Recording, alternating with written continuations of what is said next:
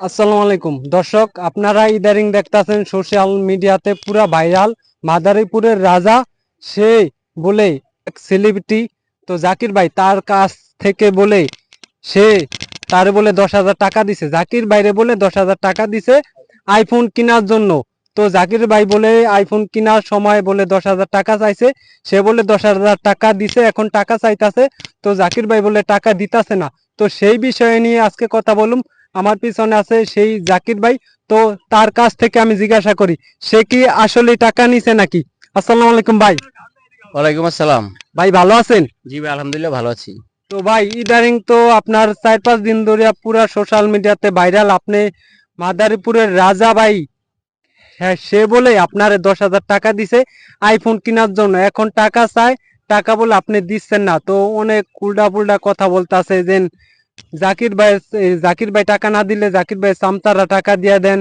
কি বিষয়, মানে আসলে কি টাকা আপনি মানে আনছেন? ব্যাপারটা আমিও বুঝতেছি না। তো আমি আইফোন কেনার জন্য আমি টার্গেট করছি আরো প্রায় 15 দিন আগে হয়েছে, কিন্তু আমি তো কেউ জানাই নাই যে আমি আইফোন কিনুম, এ ব্যাপারে আমি কেউ জানাই নাই। জি জি আমি যখন ঢাকা রওনা করছি তখন হয়েছে আমি একটা স্ট্যাটাস দিছি আমি ঢাকা যাইতেছি এবং আইফোন কিনবো। যখন যাইতেছি কিন্তু ও জানলো কেমনে যে আমি আইফোন কিনছি বা ওর কাছ থেকে টাকা আনছি? এটা হয়েছে ওই যা কথাগুলি বলছে, জি তোরা যা বলছে এগুলি সম্পূর্ণ মিথ্যা কথা বলছে। আমার টাকায় আমি আইফোন কিনছি, আমার টাকায় আমি কিনছি, আমি কেন অন্যের কাছ থেকে টাকা আনবো? কারণ আমার ফেসবুক থেকে যে ইনকাম হয়, আমি যে ফেসবুক থেকে ইনকাম পাই, আমার টাকাই তো আমি কিনতে পারি, আরেকজনের টাকা আমার দরকার পড়ে না। না এইটা ওই ফেসবুকে জানে যে বর্তমানে যদি একটা ভিডিও ভাইরাল করতে হয় ওই টপিক নিয়ে কাজ করতেছে। জাকির ভাই যেহেতু আইফোন নিছে, তো এই টপিকে ভিডিও বানাইলে ভিডিও ভাইরাল, জি আবার জি পাবলিকও বিশ্বাস করবো যে আইফোন যেহেতু কিনছে তাহলে মনে হয় টাকা নিতেও পারে। তো জি দর্শক, জি আপনারা যারাই যেটা দেখতেছেন আমি ওর কাছ থেকে টাকা নেই নাই, এটা একটা মিথ্যা বুয়া একটা ভিডিও বানায় সোশ্যাল মিডিয়া ভাইরাল করছে। তো আমি ওর কাছ থেকে কোনো টাকা বললে ওর কাছে আমি বলি নেই যে আমি মোবাইল কিনবো, আইফোন কিনবো, এই ব্যাপারে আমি কারোর সাথে কোনো কথাও বলি নাই। কিন্তু আমি কিনে আনার পরে ও আমার স্ক্রিনশট দেখা ওই ভিডিও বানাইছে যে এই জি টপিকে ভিডিও বানাইলে ভিডিও ভাইরাল হবে। জি তো আপনারা কেউ বিশ্বাস করবেন না যে আমি ওর কাছ থেকে টাকা নিছি, এটা সম্পূর্ণ ভুয়া। আর যদি হয় কয় বলে তারপরে নিছে, যদি হয় কোনো প্রমাণ দেখাইতে পারে, আমি ওরে 50,000 টাকা দিব।